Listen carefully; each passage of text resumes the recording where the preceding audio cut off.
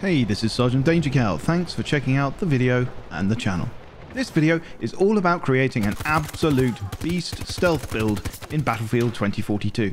With Season 4 dropping, this becomes even better with the addition of the RM68 assault rifle. Because the RM68 has a built-in suppressor that doesn't take too much away from its hitting power, it's already a good option. But combining what I believe to be the best build on the RM68 with a few other choices makes you a ninja. And if you like to get in behind the enemy, it will allow you to rack up kills before the enemy knows what's going on. The best build for the RM68 is at the end of the video, along with a sneaky, dirty little trick you can use to get some bonus kills. Specialists. It goes without saying that a high degree of maneuverability is always preferable for these builds, which might lean towards Sundance or to a marginally lesser degree McKay. But with Season 4's new specialist, Camilla Blasco, being entirely built around stealth, she is a very reasonable third option. Of course, the strengths of Sundance and McKay are in the fact that they are often traversing unseen from high points above the enemy, and particularly with Sundance, can get nice and deep into enemy lines undetected. An additional bonus with this build is that assault class weapon proficiency means extra ammo for the RM68. Blasco, being slightly less mobile, is more dependent on drops from transport or using terrain on foot, which makes her ingress more visible to enemy. The flip side is her trait of Ambush Expert, which makes her entirely invisible to enemy spotting devices, be they tugs, rangers or Boris turrets. In this build, I would advise against dropping her X6 infiltration device, as it alerts enemy to your presence. In short, any of the above are a good choice. My personal preference is Sundance purely for traversal and ingress reasons. Remember, the point here is to clear out and move, not to stay in one place and camp for enemy kills. Gadgets. Obviously, this is somewhat dependent on your specialist choice, but if you are using Blasco as recon, you have insertion beacon option, which is always a good go-to once you have established your position. If, however, you choose McKay or Sundance, I would heartily recommend the C5 charge. I say this over the SPH launcher because firstly, it's more useful against any vehicles you come across, and secondly, if thrown right, will do more damage than an SPH launcher to groups of enemy whilst being completely silent to throw.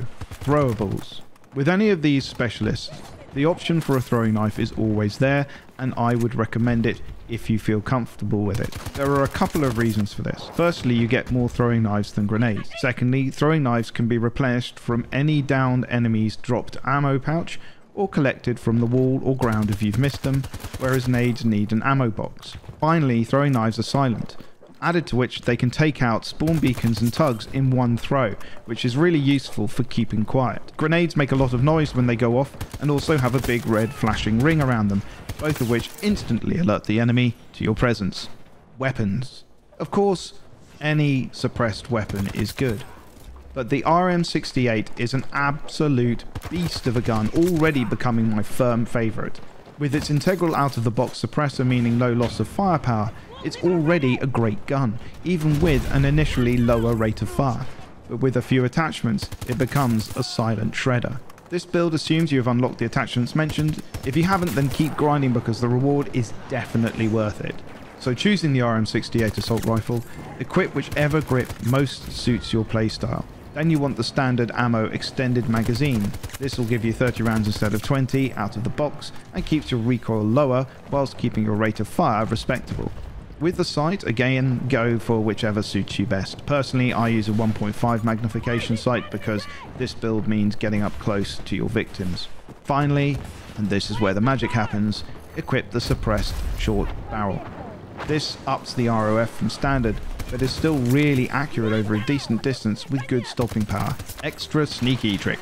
As promised, here's an extra sneaky trick I use to get some bonus and very satisfying kills. If you manage to get behind a bunch of players, particularly snipers, and you see they have a spawn beacon, leave the beacon alone and kill the sniper. Then place one of your C5 charges close enough to where the sniper was lying to blow them up without it being obvious. Ideally, you want to be able to destroy their beacon with the charge as well, so try to position it just right. Then, and this is the really dirty part, leave the area. try to give enough time for the player to respawn, and then add a few more seconds on. Because snipers are generally creatures of habit, and because you have left their beacon alone, they will assume you have not seen the beacon, and they are safe to return to exactly the same place as where you killed them. And that's when you detonate your C5 and get an extra kill or two and destroy their beacon. The great bit about this is you're already moving on to your next victims. Well, that's it for this video. Thanks for watching, and please check out some other vids if you like. As always, stay Wagyu legendaries, and I'll see you on the battlefield.